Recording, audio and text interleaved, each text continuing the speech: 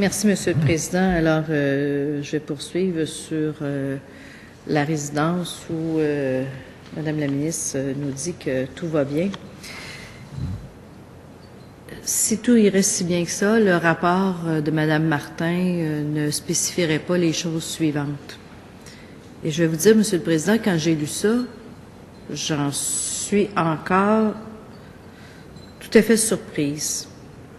Dans son rapport, Mme Martin, qui on s'appellera, Mme Martin, elle connaissait déjà très, très bien ce CHSLD-là en PPP, puisqu'elle avait été elle-même partie prenante à la préparation du modèle du CHSLD en PPP. Alors, elle savait exactement de quoi elle parlait quand elle en a fait le tour. Alors, dans son rapport, Mme Martin nous dit, et je vous lis au texte, Monsieur le Président, et c'est choquant, là, je m'excuse, mais c'est choquant. Il faut s'assurer que les dents ou dentiers et ongles sont nettoyés, la barbe faite régulièrement, l'inscrire au plan de travail.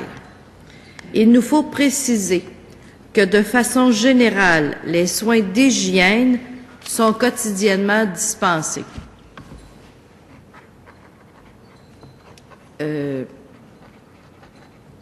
Ça veut dire quoi, ça, quand quelqu'un écrit ça, Monsieur le Président, dans un rapport?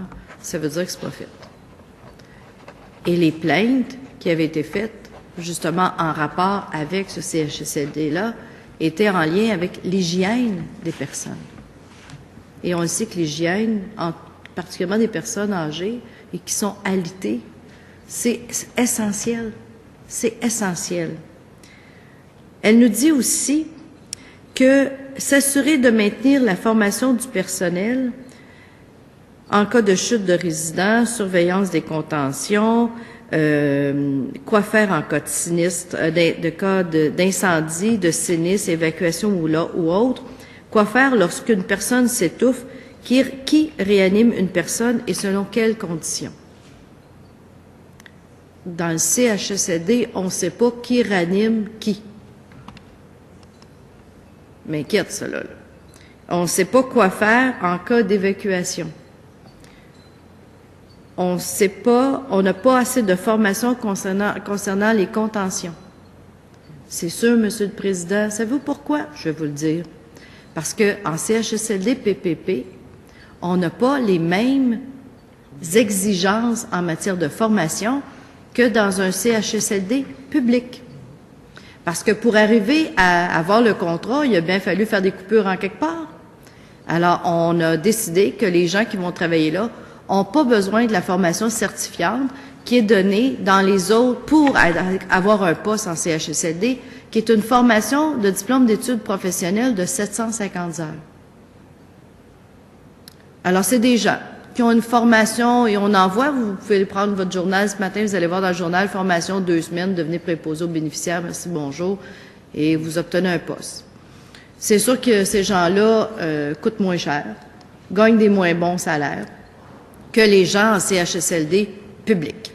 Mais ça, c'est la réalité, Monsieur le Président. C'est la réalité qu'on fait. Et si c'est pour avoir de la médecine à 2 vitesses, les CHSLD en PPP, là, moi, je vous dis non, Monsieur le Président. Et je demande à la ministre qu'on tienne une commission parlementaire le plus rapidement possible, avec un mandat d'évaluer les CHSLD en PPP. Parce que si les CHSLD en PPP, c'est des CHSLD à rabais, nous, on dit non. Nos personnes âgées, on a un devoir de dignité et de respect. Et ne pas les mettre dans des situations où les gens qui s'occupent d'eux, parce que les CHSLD, c'est 3,5 heures soins par jour et plus. Et si les gens qui s'occupent d'eux n'ont pas la formation nécessaire, n'ont pas de connaissance de c'est quoi un trouble cognitif, n'ont pas de connaissance de c'est quoi les différences entre l'Alzheimer et la démence, et etc., ce qui est le cas dans le cadre de la formation en 750 heures en diplôme d'études professionnelles, eh bien là, je suis inquiète.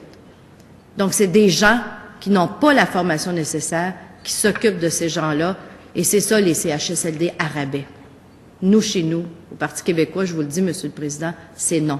Et je demande à la ministre une commission parlementaire pour qu'on fasse le tour de la question des CHSLD en PPP. Madame la ministre.